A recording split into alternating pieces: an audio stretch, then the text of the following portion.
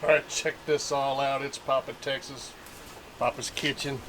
What we got going on is we got some HEB taco flavored chips. We're going to grind those up with that.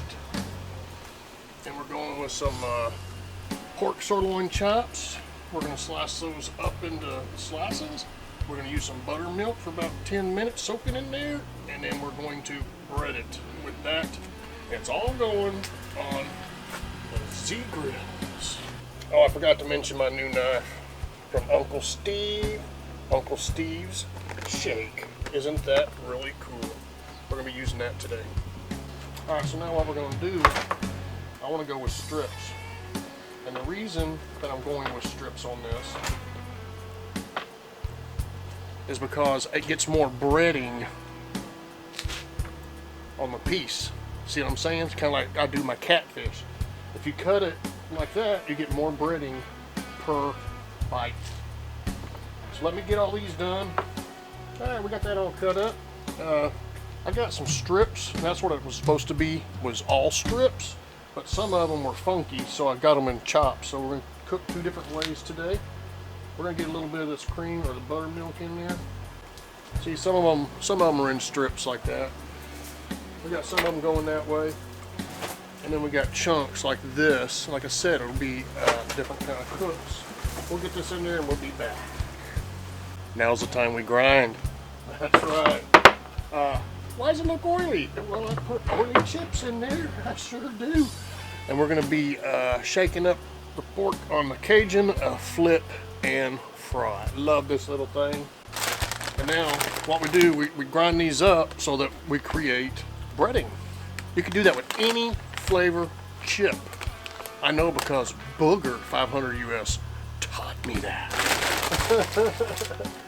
So now we're just going to put a few chips in here. I won't show you all these. You can grind it down like that all you want, you know. But let's get you on in here.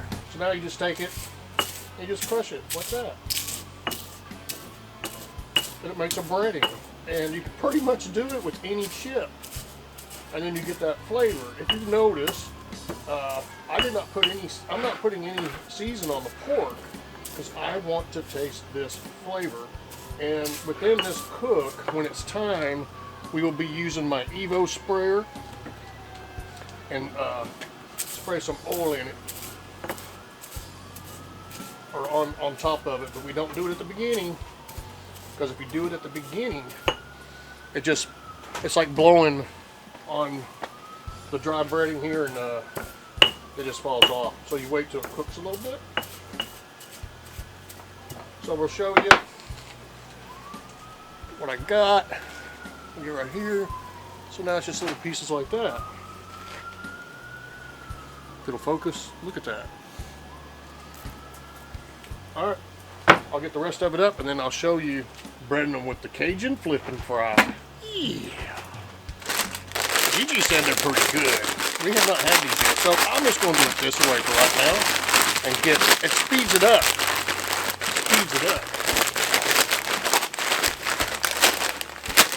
See, so now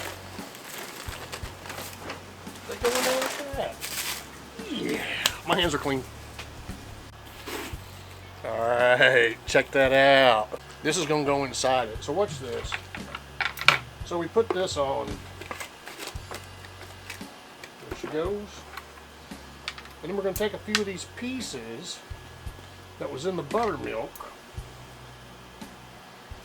We're going to put them on here. They're in here.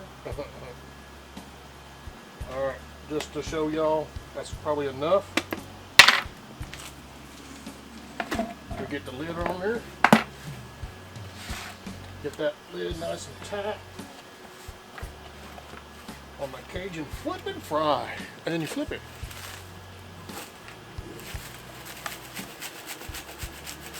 Get it all flavored.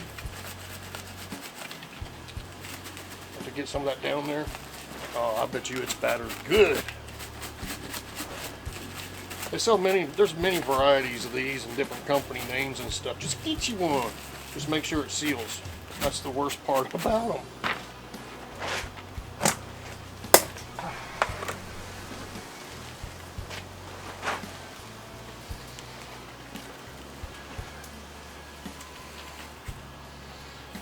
Hold it. If you're still here with me now, I want you to know I screwed up. And this is what we learn. So, I was using buttermilk. But when using buttermilk, use it in your pans. Don't use the flipper or anything that has those little holes in it that you shake it back and forth, because what happens? Go back and look. The buttermilk clogs the holes up and doesn't let the breading get through to bread the complete meat. It's true. I show it. And I'm truthful. It's Papa. Let's get back to the video. Yeah. I'll screw up another time too. You'll see it next. If you're here this far, thank you. Leave me a thumbs up. I'm going to teach you something here real quick. So, because I used the buttermilk, it's starting to clog up my holes. Check that out. Wasn't that really cool? So at this point, I'm going to get these on the Z grills, and I'll meet you over there.